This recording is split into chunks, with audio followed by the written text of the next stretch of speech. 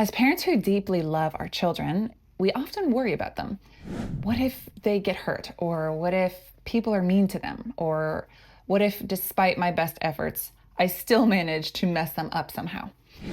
Over 68% of parents, particularly mothers, reported feeling parental anxiety. But this instinct to protect our child from every hardship can often do more harm than good.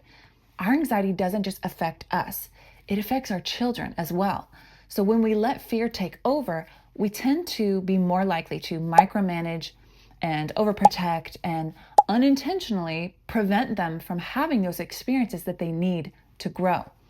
Even more importantly, our children mirror our energy. So when we circulate that anxiety, we set our kids up to experience anxiety. And they sense our stress even when we try to hide it. They may not understand the reasons behind it, but they absorb the feeling. So if you are ready to step out of parental anxiety and into peaceful parenting, then you are in the right place. Let's jump in.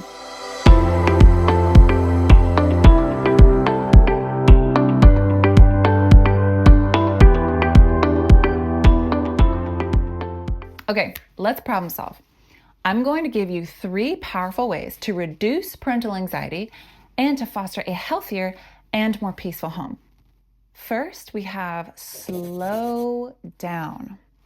Parenting today feels like one big rush. We rush through the mornings and the meals and the bedtimes, only to realize that we have rushed through their entire childhood. One day, all of this urgency will seem insignificant compared to all the moments that we missed. I don't know about you, but I want to soak up every minute of their smallness because I know that it doesn't last long. Rushing not only stresses us out, but it also creates anxiety in our children. When we constantly push them to hurry up, they internalize that pressure. They begin to believe that life is just always a race, and they can carry that sense of urgency into adulthood.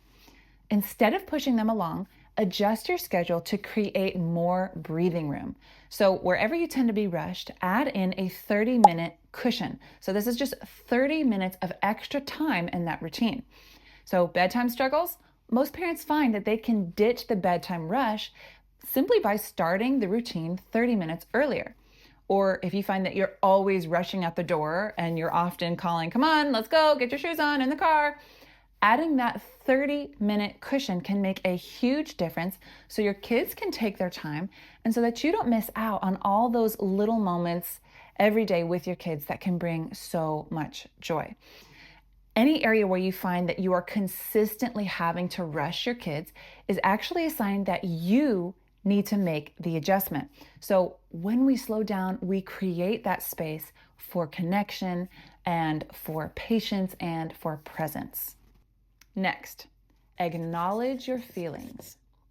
It is often said that anxiety isn't a feeling, but rather the experience of a feeling that hasn't been attended to.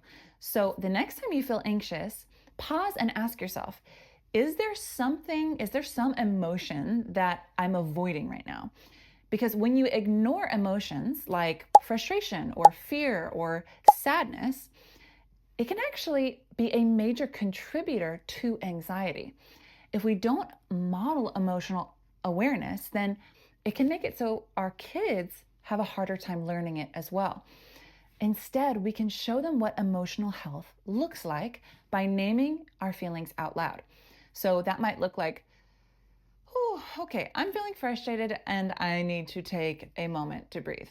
Or I'm feeling sad today and that's hard, but that's okay because feelings come and go.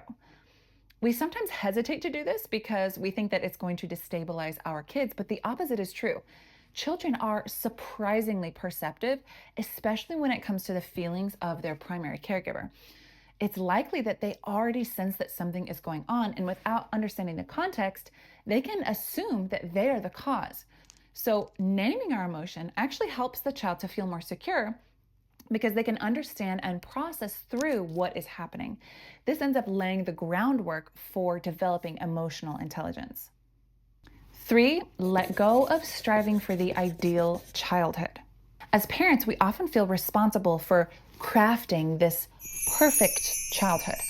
shielding them from struggle and disadvantage and anything that feels too difficult.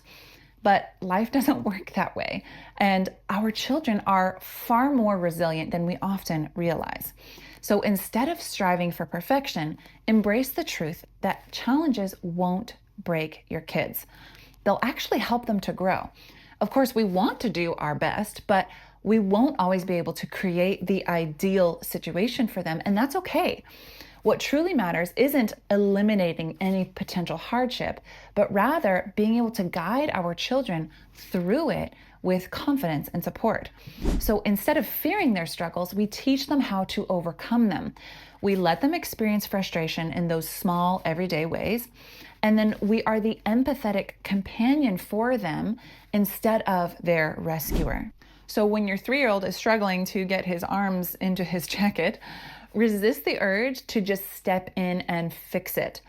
Instead, give him the time and the space to try again and again and again.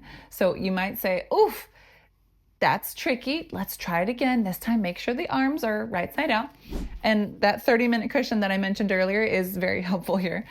That way, you're helping him to learn patience and problem-solving skills while also showing that struggles are the pathway to growth.